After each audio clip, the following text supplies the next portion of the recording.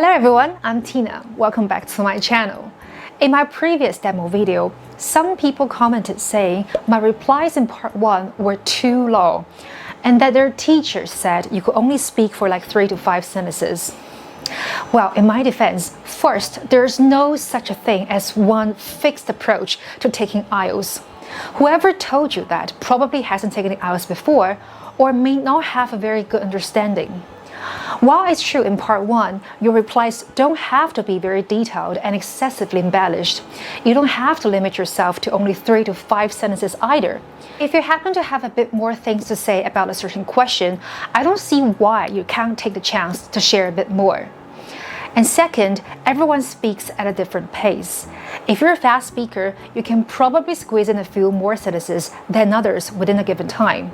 So it really doesn't matter how many sentences you use. If you're obsessed with that, you're probably getting the wrong end of the stick. Today, I would like to offer another demo on a few topics in parts 1 to 3. And these topics are from May to August. So if you're interested, please keep watching. So I guess you can bargain at small local shops, typically found in a local second-hand market or a wet market. The products sold there usually don't come at a standardized price fixed by a company or a bigger organization, so it's possible to haggle with the shop owner. I really think bargaining is an intellectually demanding activity.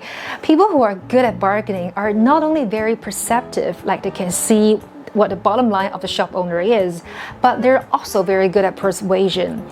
I have yet to master this kind of skill. Yes, I do. I'm a museum person.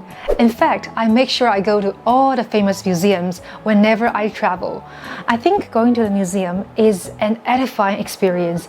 I could learn so much from their themed exhibitions and get a lot of spiritual enhancement and aesthetic pleasure. Definitely, my hometown is Guangzhou, which is one of the most important entrepôts in ancient China. So there has been a lot of cultural relics and interesting histories about Guangzhou. They're exhibited in the Guangzhou Museum, or whatever name it's called. The puzzle game I would like to describe is crossword puzzles. They used to be one of my favorite pastimes at school when I was not allowed to use my mobile phone. I try to keep myself entertained with the crossword puzzles. I guess we all know what it looks like, right? You have some horizontal and vertical little boxes, each representing one letter. And the number of boxes in each word corresponds to the number of letters in the word. So that gives you a clue. Also, there are boxes shared by 2 or more words, which could also be quite helpful to decipher the word, because if you're stuck with one particular word, you may solve its adjacent words first to see if the letters give you any hint.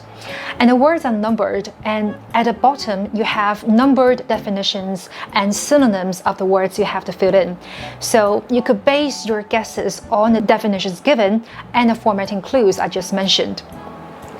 I guess I enjoy crossword puzzles because they are of a moderate difficulty level, so it challenges me, yet without making me feel defeated or overwhelmed. So it's like the right amount of motivation. Each crossword puzzle, they're different, right? Some are under a certain theme, some are based on a few newspaper articles. So every time I get a new crossword puzzle, I'm very excited to see what awaits me in this fun linguistic riddle.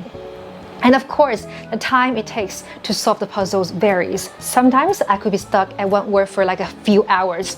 In that case, I would do something else and see if any stroke of genius would hit me. And since I really enjoy languages, I like this kind of activity that can help me to consolidate my vocab knowledge and learn a few new words at the same time. And now I'm a teacher of English. I will also use this activity to help my students reinforce their vocab knowledge.